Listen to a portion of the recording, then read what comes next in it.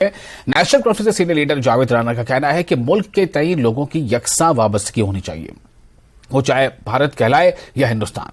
انہوں نے الزام لگایا کہ ناموں میں تبدیلی حکمران جماعت کی طرف سے صرف عوام کے جذبات میں پھوٹ ڈالنے کے لیے کی جا رہی ہے۔ انہوں نے افسوس کا اظہار کرتے ہوئے کہا کہ بنیادی طور پر یہ بے روزگاری اور ناخواندگی جیسے اہم مسائل سے عوام کے دھیان کو ہٹانے کے لیے کیا جا رہا ہے۔ آرٹیکل 370 پر اپنی رائے کا اظہار کرتے ہوئے انہوں نے کہا کہ 370 نے جموں کشمیر کا ہندوستان کے ساتھ انضمام کو قابل بنایا، صرف مرکز میں موجودہ حکومت کے ذریعے ہٹائی گئی شقوں کو بحال کرنے کی ضرورت ہے، اور انہوں نے اس کے بحالی کے لیے جدوجہد کرنے کا عزم کیا۔ ہمیں امید ہے کہ انشاءاللہ دیش کی بڑی عدالت جو ہے ہمارے ساتھ فیصلہ کرے گی، اور یہ ہمارا بنیادی حق ہے۔ 370 کی ہی وجہ سے دیش کے ساتھ جموں کشمیر کا الحاق ہوا تھا، اور جس کو ہمارے لیڈر نے ایکسیپٹ بھی کیا تھا۔ 370 جو ہے ہندوستان کے آئین کا ایک جز ہے، اور سب سے بڑی بات یہ ہے کہ 370 ابھی موجود ہے۔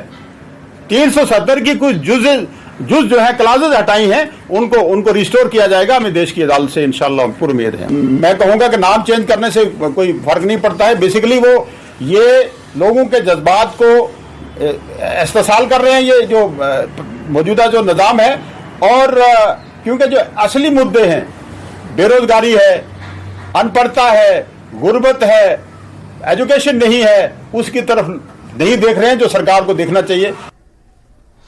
اور بین الاقوامی گجر اور بکروال مہا سبھا نے جموں میں پریس سے خطاب کیا۔ جموں چیپٹر کے سبھا کے نومنتخب صدر چودھری محمد اسلم کوہلی نے پریس سے خطاب کیا۔ کوہلی کا کہنا ہے کہ خانہ بدوشوں کو ان کے بنیادی حقوق سے محروم رکھا گیا ہے۔ انہوں نے سرکار سے مانگ کی ہے کہ ان کی کمیونٹی کے لیے اسکول اور اسپتال کی سہولت کے ساتھ ایک مستقل حل کو ترجیحی بنیادوں پر اٹھایا جائے۔ ہماری سرکار سے مانگ ہے، جموں کشمیر سرکار سے اور سینٹرل گورنمنٹ سے، آنریبل پردھان منتری نریندر بھائی مودی سے اپیل ہے، ہوم منسٹر امت شاہ جی سے اپیل ہے کہ ان کے لیے کوئی پالیسی بنائی جائے، ان کو پرماننٹ سیٹلمنٹ دیا جائے، جس میں ان کی سکولنگ ہو، ان کے مکان ہوں، ان کے ہاسپیٹل ہوں، ان کو ہر قسم کی فیسلٹی ہو، وہ ان کو دیا جائے۔